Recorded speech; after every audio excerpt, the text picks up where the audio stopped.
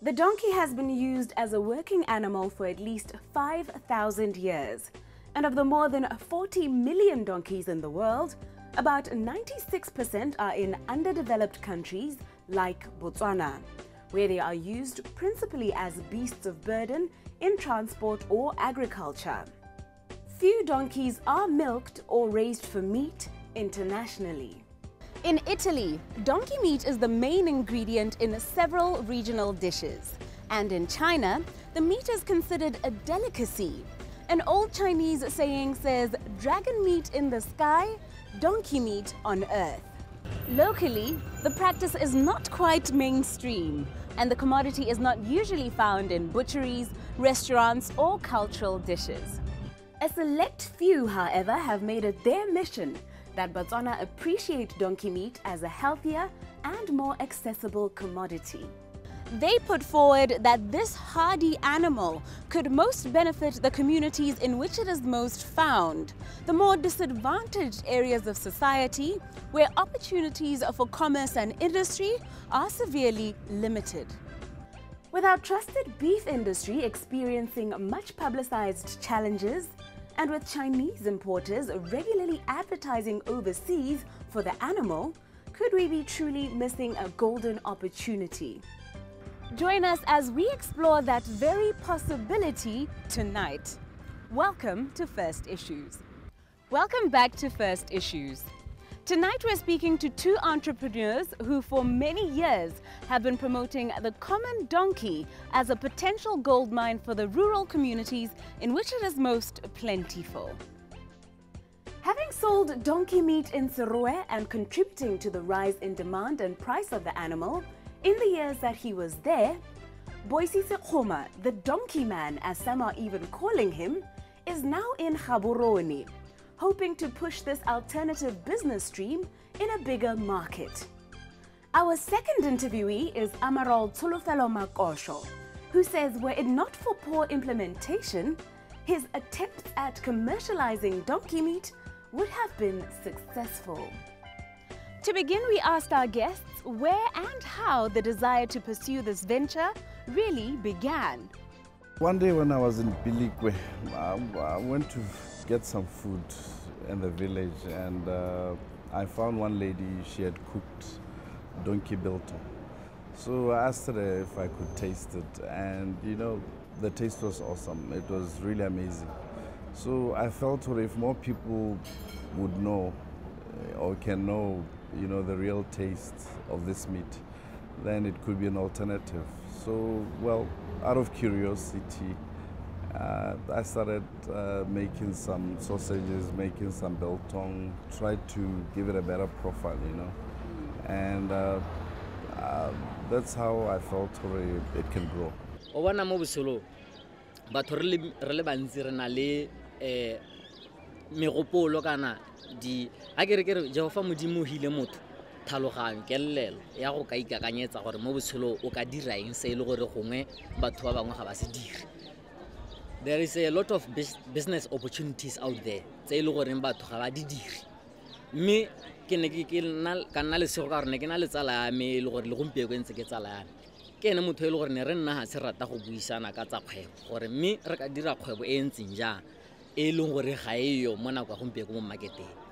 But he came up with this kind of idea gore no mme dikgwebo di dintsi o bona re ka dira kgwebo e ntseng jang ya nama ya tonki ka motsa gore a gona nama ya tonki a nthare yes ga gona ope o e dirang ene ke kgwebo e lengwe e le gore ha o ka e leba e ka re busetsa maduo kana le konta go re busetsa maduo le yona nama ya tonki e na le botsogo jo bo itumedisang mo mothong.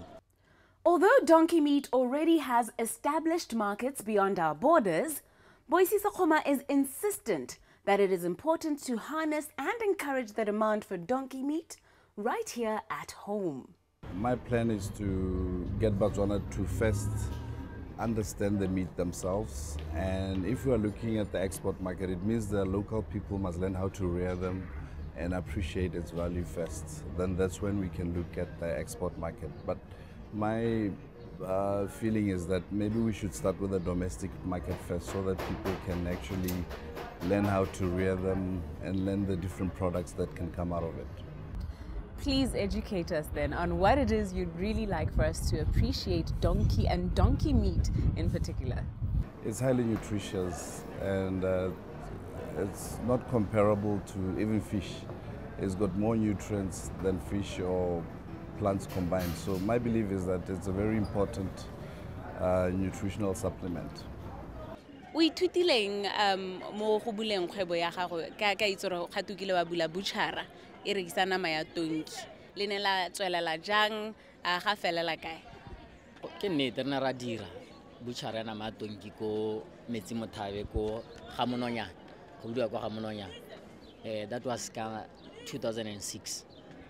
Mme yone e ne a dira sente ka gore ne ra kgona go bula hela sente ke na le o ne ke pataganetse madiro le ene bong Tapologo Mtalamadi. So re ne ra dira mme go tsweleng ga teng kare go apele e ne gona le maduo, mme hela bothata e ne le dikgwetho tse e le goreng ka gale mo kgwebong di ka nna teng tse di tshwanang madi, transport le tse dingwe hela jalo tse e le goreng di ile tsa dira gore go pheleletsong be hela e sa atege. Mme yone e ne le kgwebo e siameng thata e le goreng Batswana go ne go lebesega ba e amogela ka nako eo, but ne a re ka nako e le gore ano e ne setse e goroga mo go bone le theko enkete demand ya go godimo bo go diragala gore re tswe mo go yone kana re e tswale. Are there any advantages to farming, selling and consuming donkey meat over more conventional animals like goats and cows? Well, presently I wouldn't say so, because if you look at the price of the donkey, it's lower than sheep or goats. It's actually the cheapest, because you find that a whole donkey would sell between 250 pula and 500 pula. But if you look at its versus its nutritional content and its real value, you'll see that it's undervalued. But I believe that once people start to know the product knowledge, once they get to know the real value of the donkey, it will help give it a better profile. And I believe that the price will grow as the industry goes. How would you convince a farmer to ditch cows for donkeys? Well, I wouldn't say they should ditch it, but I believe it will be diversifying the agriculture on its own, because I believe that most people can afford to buy donkeys, and with the market outside and domestically, I believe that we can, if we grow the market, if people start eating the donkey meat in large numbers, then it means there will be a market for people to sell their donkeys. And if there are requests from outside, like the export market, still it will create an opportunity, a business opportunity for the local farmers.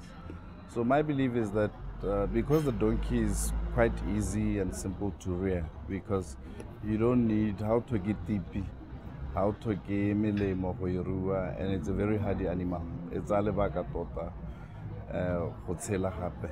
Ke utlwa go te le kana le e sala morago khudu ka go gola. And at the end of the day, now my belief is that it can be an alternative. It can create another opportunity, another new market, and for the people to grow. Donkey meat is a hard sell. How receptive have the business community and consumers been to this idea? What lengths have our entrepreneurs had to go to convince people of the merits of their venture and product? Community, I started off in Francistown, because firstly the butcheries would not allow me to make samples from the butcheries, because they were saying that people won't come and buy at the shops. So I found it very difficult that the people had stigma, and there was cultural issues as well, that people were not used to eating donkey.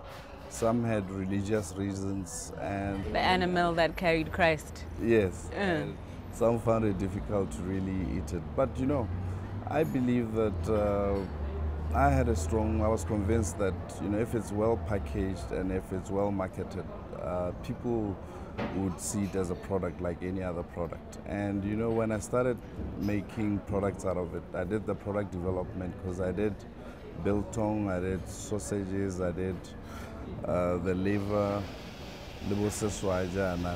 le dinama tse dingwe. But you know, some people were surprised, but some people just accepted it. So, but I see a growing number of people all over Botswana who are really interested in eating this meat because of its nutritional value. How helpful and receptive have the organizations that have been instituted to aid small businesses been to our guests' ventures? I think the Ministry of Agriculture together with NAFTEC have done a great deal, as well as the Botswana College of Agriculture. They've done a lot of research on donkey milk and donkey meat, and all the time they're doing promotions to also show Botswana that this is alternative nutrition. And at the end of the day, I think it will help the industry in the long term, because people would recognize it and, you know, as a product that could be marketed as well or consumed.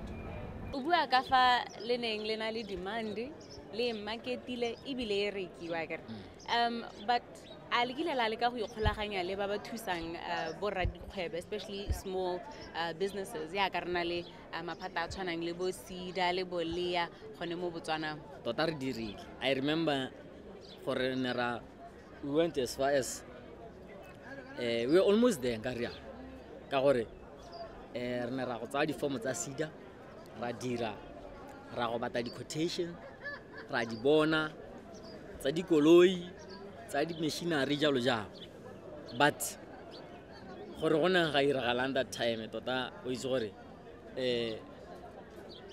gongwe nkare ka nako eo re ne ra hella e le gore kopana le mathata a ke re mathata ona a gore kwa ko metsi mothapi ko ga mononyana gore ne ra nna le thoka kutusano le jalo jalo ene ka bua ka yona ha maragonyana be re huduga gape rago go nna ko le dumadumane gone e re ha re tswa home ka gore ha re le ko le dumadumane tota ha re santse re le mo processing ya go ka dira tsone dio tsa go ka bata madi jalo jalo dithuso gora gore ka nako eo re na ra hella re tswetse ka gore ne re sa kgone go ka tswella ko pele re rana bushara ka seemo ka tselene seemo se ne re le mo go sone ka nako eo.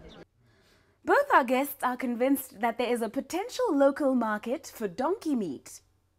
In an effort to test their theory, we decided to do an impromptu market survey for ourselves, heading to the hub of activity that is the main mall to hear how receptive Botswana really are. First, we discern what preconceived notions our participants have towards this product. I just know that it's got lower levels of fat as compared to beef, and that it's healthier. Masha tonki ke godile ke itse gore ke masha ha wa nwa hanko tshabelwa ke go lwala ne ra nwa thata re le banyenyane go gae se ke se itseng ka yone na matonki ha o e jele e le nyenyane hela o thola o nwa metsi o khotse e monate ha ena mahura. I know how some people eat it, but rena re godile la re itse gore a se go mo encourage gore ka goja donki yore ka itla ke e but ke sa gore siame yona bona ka donki ga tshabelo ke malwetse ke so se le gore se le mashia yone kana a lafa ke molemo a fodisa donki ke e ja but ke jela so gapala ke e re metsi gore ne ke sa rata mo kwa yone. Those who are willing to taste the product, we asked to share what their first impressions of the sample were and how the product compared to more traditional meats. It's very nice. Tastes good. Yeah, I'm not them. Current public you tea. Listen, this is the meat. You're not to tell Tender than beef. Game meat. This are my mom's. It's unique. From their experience, would our participants buy donkey meat to cook in their homes? Ingarek.